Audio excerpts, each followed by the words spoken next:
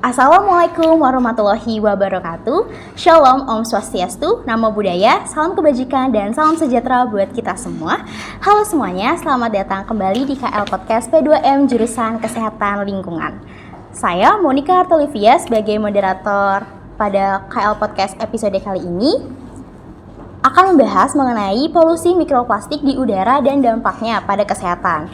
Pastinya teman-teman semua udah pada gak sabar kan untuk mendengarkan KL Podcast pada episode kali ini.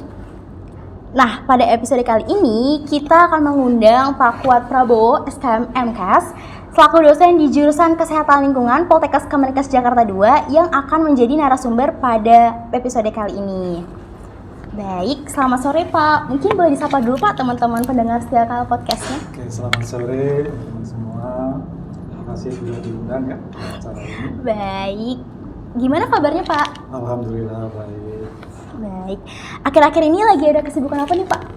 Ya biasa rutin ya, ngajar, kemudian bimbingan.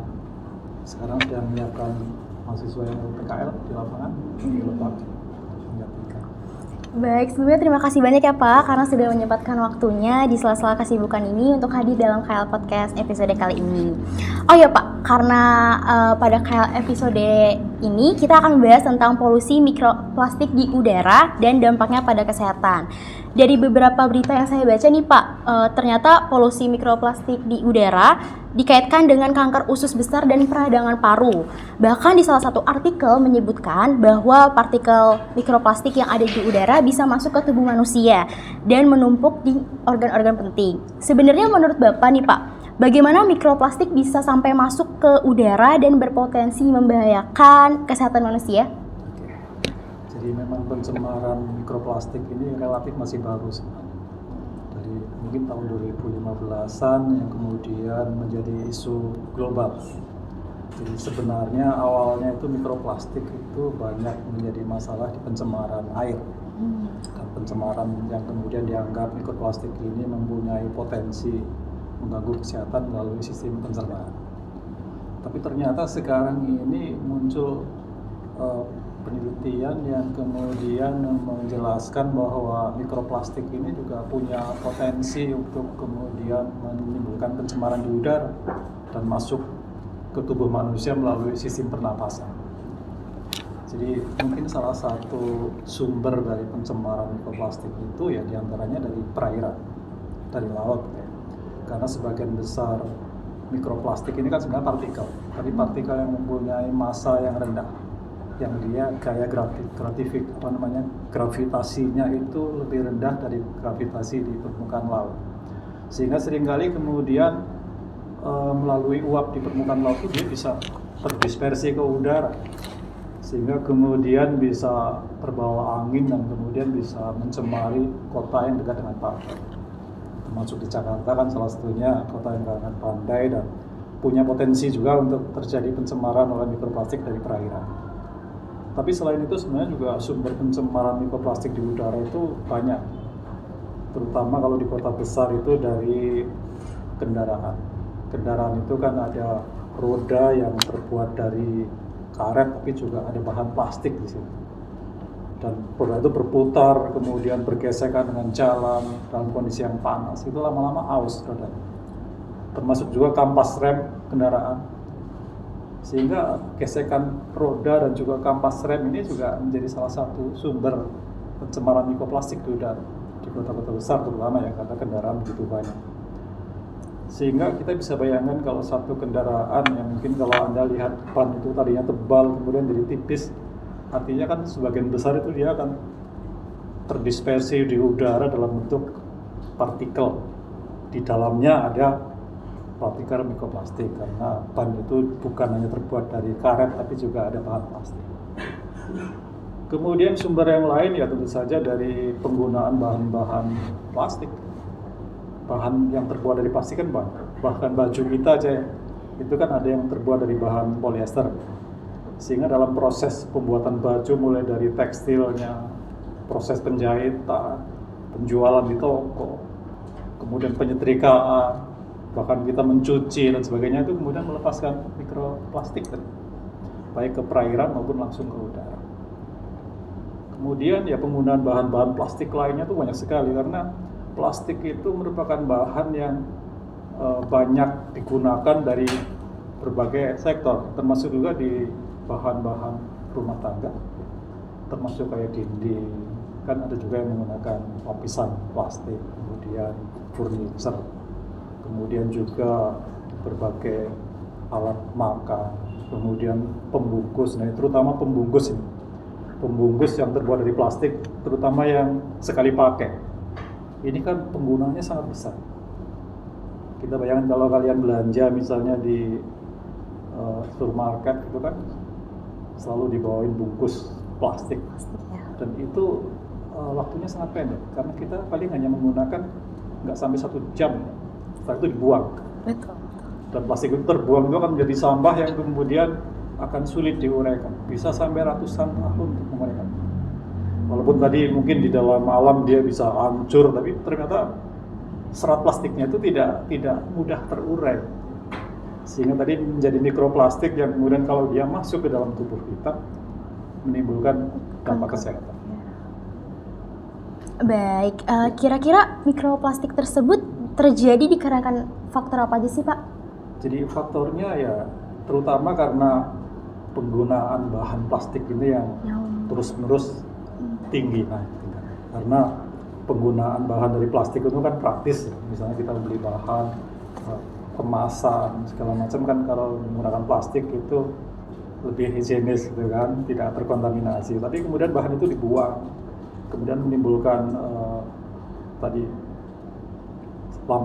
sampah ini bisa langsung kemudian dia menimbulkan tadi rapuk ya, kemudian dia ke udara, tapi kemudian bisa juga terbakar. Jadi kalau kita membakar sampah plastik itu kan ada asap plastik yang masuk ke udara. Jadi mikroplastik ini mungkin selama ini tidak terlalu dianggap sebagai suatu partikel yang berbahaya. Kalau kita tahu partikulat itu kan kalau dalam pencemaran udara ada PM10, ada PM2,5. Kalau itu kan ukurannya. Tapi di dalamnya itu ada jenis-jenis partikulat. Selama ini yang kita anggap berbahaya kan ada partikulat seperti asbes, ada silika, ada kapas, ada arang batu. Tapi ternyata sekarang dijumpai banyak partikel yang mengandung mikroplastik yang mungkin belum diketahui secara persis ya, dampaknya. Tapi beberapa penelitian menunjukkan bahwa mikroplastik ini mempunyai dampak, diantaranya itu menimbulkan respon inflamasi. Inflamasi itu peradangan. Jadi kalau dia masuk ke saluran pernapasan menimbulkan peradangan, sehingga kemudian menimbulkan nyeri dada, bisa menimbulkan sesak napas. Bahkan mikroplastiknya ukurannya di bawah 2,5 mikron. Jadi seringkali partikulat itu kan dilihat risikonya dari ukurannya, bukan hanya dari jenisnya, tapi ukurannya. Yang ukurannya di bawah 2,5 mikron atau yang kita kenal dengan istilah PM2,5, itu dia bisa masuk ke dalam alveoli.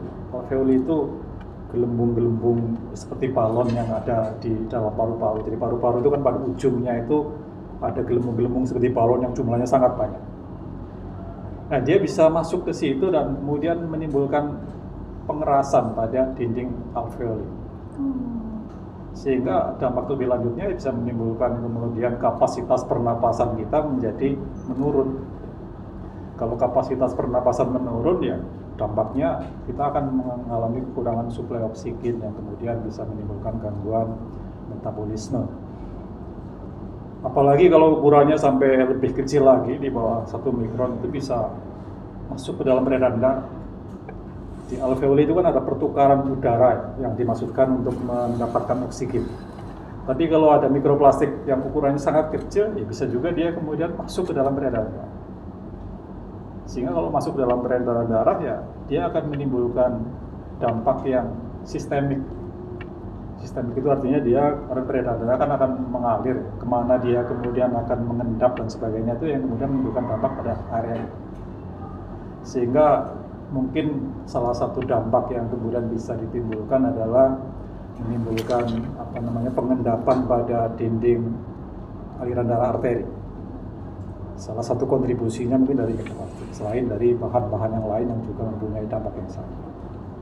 Artinya polusi mikroplastik ini memang tidak menimbulkan dampak yang spesifik menjadi penyakit tertentu gitu ya, tapi bisa menimbulkan kondisi lebih buruk daripada pencemaran tanpa mikroplastik.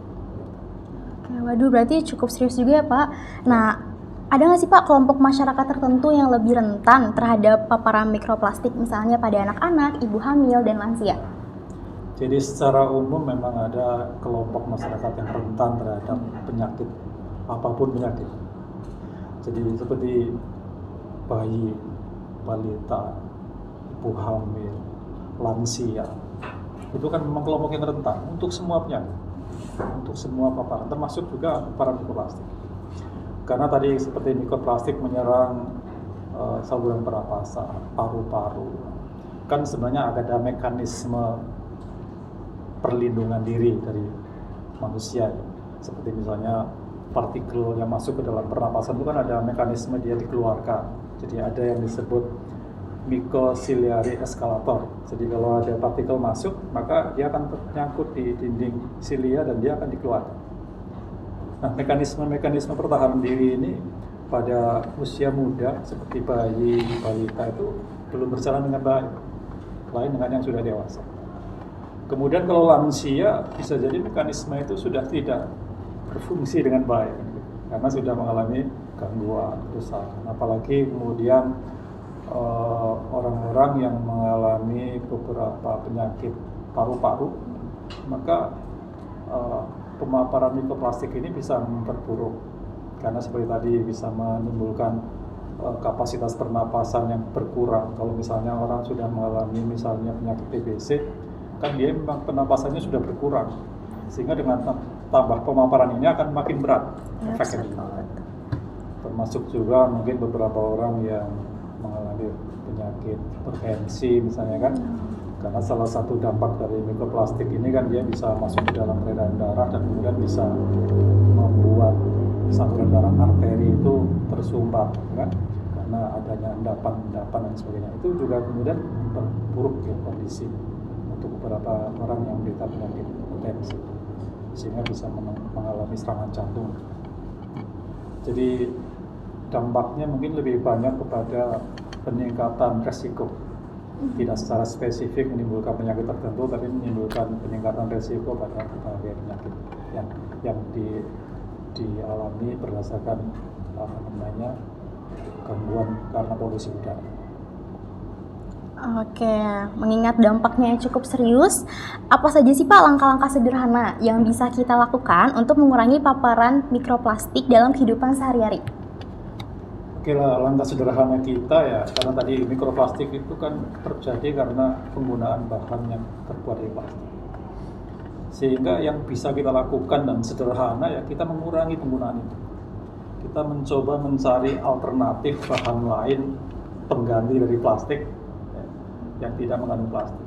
Kan ada beberapa plastik yang bukan plastik sintetik. Kalau ini kan mikroplastik ini sebenarnya dari bahan sintetik. Tapi ada semacam plastik yang dibuat secara alamiah dari polimer pati misalnya. Pati itu kan dari tepung ya. Kemudian ada juga yang menggunakan serat tanaman, serat kayu. Ya, termasuk misalnya pembungkus yang biasanya pakai plastik, pakai kertas, itu kan berarti menggunakan plastik. Atau misalnya bahan-bahan yang seperti tempat makan, minum yang menggunakan plastik, kemudian kita ganti dari bahan-bahan yang terbuat dari kaca atau dari baja yang stainless steel ya, kemudian juga bisa dari bahan-bahan lain. Ya mungkin harganya memang lebih mahal, tapi yaitu pengorbanan kita ya, supaya tidak kemudian jumlah penggunaan plastik kan besar. Karena kita tidak bisa menghentikan industri untuk mengurangi bahan plastik, karena industri kan tergantung kebutuhan.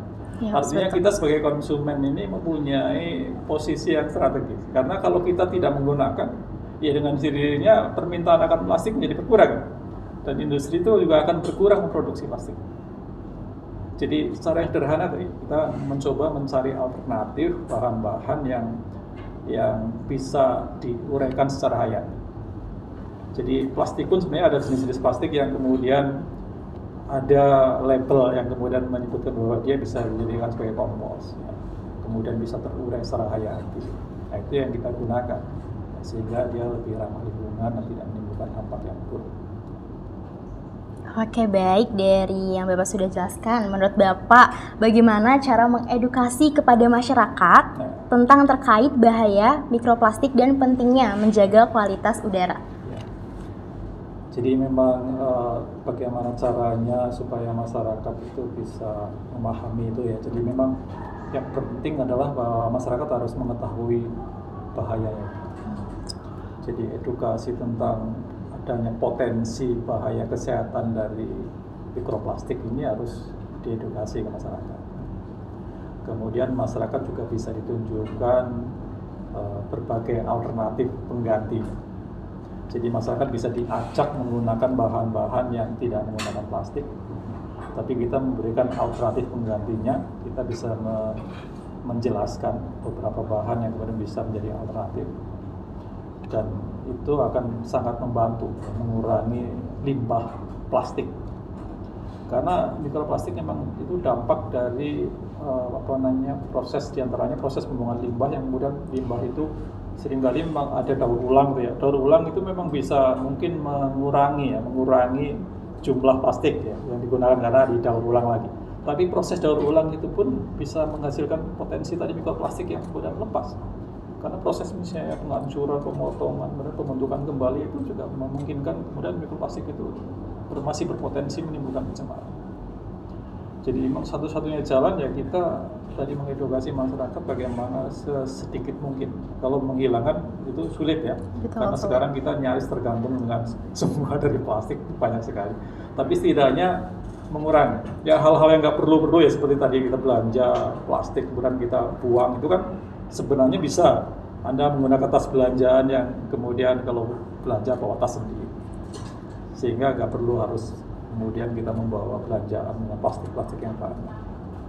Termasuk kita membuang sampah atau segala macam kan seringkali praktis menggunakan plastik, karena plastik kan bahannya mudah didapat dan murah, harganya kan nggak mahal.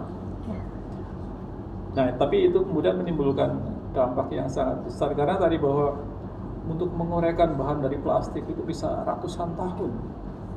Sehingga sangat ironis kalau kita menggunakan bahan dari plastik yang kemudian penggunaannya paling hanya 1 jam oleh kita, dibuang kemudian terurainya sampai ratusan tahun. Akhirnya akan terjadi akumulasi limbah plastik. Dan akumulasi itu diantaranya efek dampak sampingannya adalah mikroplastik yang bisa baik di perairan maupun di udara. Oke, baik Bapak, terima kasih atas penjelasannya. Jadi di sini saya akan menyimpulkan bahwa mikroplastik dapat masuk ke udara melalui beberapa proses. Lalu partikel mikroplastik ini kemudian terbawa oleh angin dan dapat terhirup oleh manusia, sehingga berpotensi sangat membahayakan bagi kesehatan, seperti itu ya Pak ya. Hal ini juga dapat menghasilkan beberapa faktor, salah satunya adalah partikel kecil yang dapat masuk ke sistem pernapasan dan menyebabkan iritasi atau peradangan paru-paru. Selain itu, terdapat kelompok masyarakat yang rentan terhadap paparan mikroplastik, antara lain terhadap anak-anak, pekerja, industri, dan masyarakat perkotaan. Dan terdapat beberapa langkah-langkah sederhana untuk kita dapat mengurangi paparan mikroplastik dalam kehidupan sehari-hari. Contohnya seperti mengurangi penggunaan plastik sekali pakai seperti botol dan kantong plastik, dan menghindari membakar sampah plastik dikarenakan dapat melepaskan partikel mikroplastik ke udara. Dengan kesadaran dan langkah-langkah preventif ini, kita dapat membantu mengurangi dampak mikroplastik terhadap kesehatan lingkungan. Nah teman-teman, kita udah tiba di penghujung KL Podcast episode kali ini. Mungkin kita akhiri KL Podcast ini, semoga teman-teman yang menonton menjadi bermanfaat serta informasinya juga dan menambah ilmu untuk teman-teman semuanya. Oke, saya Monica Artolivia sebagai moderator pada KL Podcast episode kali ini. Pamit undur diri, sampai jumpa di KL Podcast selanjutnya. Bye-bye. Terima kasih Bapak. Sama.